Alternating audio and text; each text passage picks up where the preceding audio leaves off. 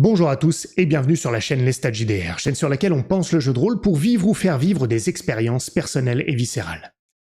Et au cours de mes dernières vidéos, j'ai beaucoup parlé de la philosophie OSR, Old School en jeu de rôle, et comment on pouvait s'en inspirer pour construire un élément essentiel de vos parties, le moteur, à savoir le jeu.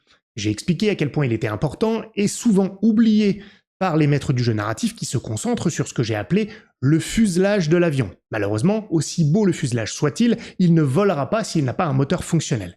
Donc j'expliquais et je continuerai d'expliquer sur des prochaines vidéos à quel point ce moteur est important, comment on peut le construire et comment on peut l'intégrer dans la devise personnelle et viscérale. Je vous invite à aller voir ces vidéos, je mettrai les liens en description. Et une fois qu'on a dit ça, a-t-on réellement défini ce qu'était le jeu ? Et ce que je vous propose aujourd'hui sur cette vidéo, qui sera courte, c'est de vous parler de 3 piliers constitutifs du jeu. Et à mon avis, si vous vérifiez à chaque fois que vous avez ces 3 piliers pour vos parties, alors vos parties ne seront pas ratées. Elles ne seront pas forcément tout à fait complètes, elles ne seront pas forcément magnifiques, mais vous aurez le noyau, le cœur autour duquel vous pourrez ensuite embellir en ajoutant des éléments de fuselage ou en perfectionnant le moteur. Ces 3 piliers sont les suivants, et encore une fois, on peut puiser dans la philosophie OSR pour les définir. La décision, les choix et l'attention. J'en ai souvent parlé sur la chaîne, pour moi le jeu de rôle, avant même le roleplay, avant même le personnel et viscéral en réalité, le jeu de rôle c'est la prise de décision par les joueurs. En réalité les joueurs de toute façon, ils répondent très fréquemment à la sacro-sainte question du jeu de rôle, que faites-vous ? C'est bien qu'ils prennent des décisions, c'est bien que cela est constitutif de l'essentiel ou de l'élément principal, selon moi encore une fois, du jeu de rôle. Et donc la décision, c'est vraiment extrêmement important et cela participe des piliers les plus importants de ce qu'est le jeu. Maintenant, vous allez me dire, eh bien, la décision, la prise de décision est aux mains des joueurs. Mais absolument, les joueurs sont d'ailleurs les personnages principaux de vos histoires. Pour autant, la prise de décision va apparaître et va surtout être intéressante si un terreau fertile aux prises de décision est proposé par le maître du jeu. Et c'est là qu'interviennent les 2 autres piliers.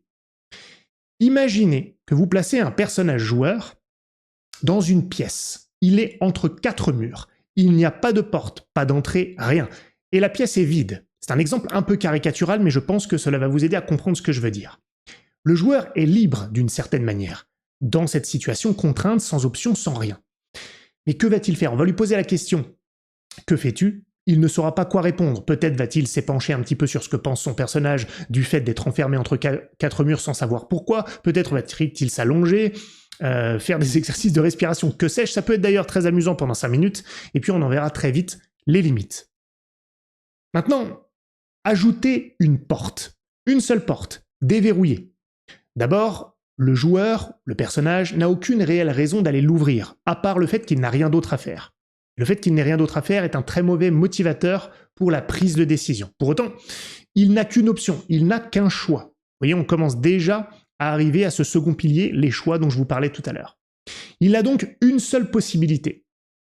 Ça veut dire que oui, il peut prendre une décision, mais cette décision est inintéressante parce qu'il n'a véritablement qu'un seul choix et en plus, il n'a aucune véritable raison, à part l'absence de choses à faire, d'aller s'intéresser à cette porte. Maintenant, ajoutez 2 autres portes, ça veut dire qu'il y en a 3. Il y a déjà beaucoup plus d'options. Sont-ce de vrais choix ? On va le voir. Rien ne peut différencier ces portes-là. Donc, ces choix finalement ne sont que des illusions et la décision que va prendre le joueur, en réalité est hasardeuse. Il ne va pas réfléchir, il ne va pas faire preuve d'intelligence pour décider ce qu'il va faire. Il ne va pas jouer.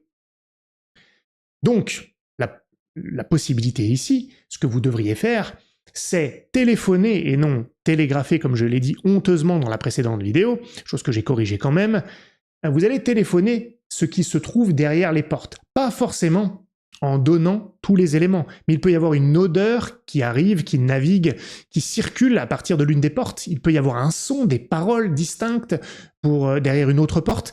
Vous pouvez même entrevoir ce qui se trouve derrière la 3e porte. Et donc vous avez une sorte de faisceau d'indices comme ça qui vont vous indiquer ce que l'on pourrait peut-être trouver derrière ces portes. Et là, les choix changent parce que ces options-là deviennent différenciables.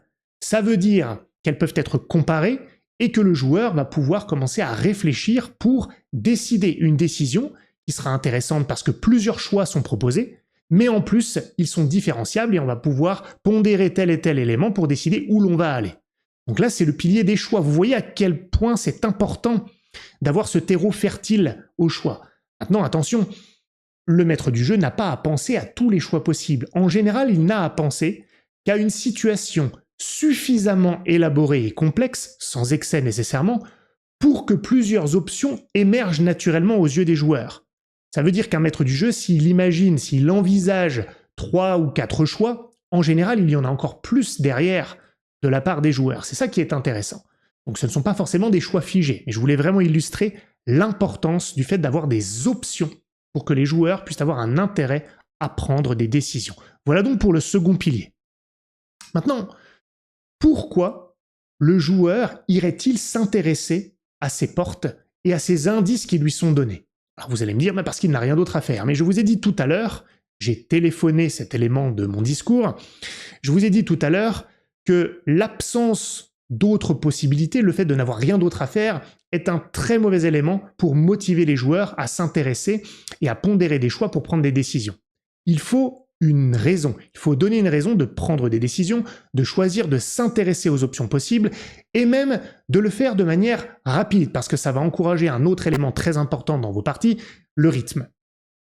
Donc, maintenant imaginez dans l'exemple un peu caricatural je voulais accorder que je vous donnais, une trappe s'ouvre au niveau du plafond et un monstre terrifiant commence à se glisser à travers cette trappe pour attraper les joueurs ou le joueur qui se trouve dans cette pièce. Là, immédiatement, il y a une raison narrative en plus, pour le coup on reste quand même dans le narratif, pour que le joueur aille s'intéresser aux possibilités de sortie.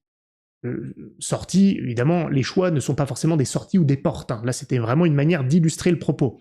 Il a donc une raison, une motivation, dans la fiction, dans la narration, de s'intéresser aux indices qui lui sont donnés par rapport à ses nombreux choix. Sa décision a de l'importance et elle aura un impact du fait de l'élément de tension qui vient de se glisser dans la pièce, ici en plus de manière très littérale.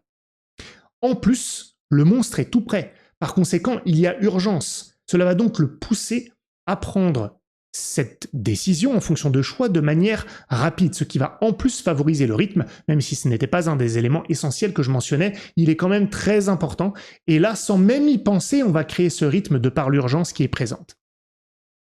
Donc vous voyez, avec ces 3 piliers, on joue. Et je vous encourage à jouer et à construire des situations, des scénarios, des campagnes qui prennent ces 3 piliers en compte avant tout autre. Vérifiez-les et commencez seulement même par ces piliers si vous avez peur de vous emmêler dans les différentes possibilités, pour le coup, les nombreux choix que le jeu de rôle peut vous permettre d'avoir. Construisez d'abord ce moteur avec ces 3 engrenages essentiels et ensuite vous pourrez penser à construire un fuselage. C'est vraiment le meilleur élément qui vous permettra de booster vos parties, de les motoriser grâce à ces 3 piliers qui, à mon sens, forment le cœur du moteur de vos parties que vous pouvez ensuite insérer dans un beau fuselage narratif pour des parties personnelles et viscérales. Voilà, si ça vous a aidé, si ça vous a inspiré, n'hésitez pas à mettre un petit pouce bleu, abonnez-vous à la chaîne, venez poursuivre la discussion sur le Discord. On vous attend, attention, on tire à balles réelles sur le Discord, et je vous dis à très bientôt pour la prochaine vidéo. Salut à tous.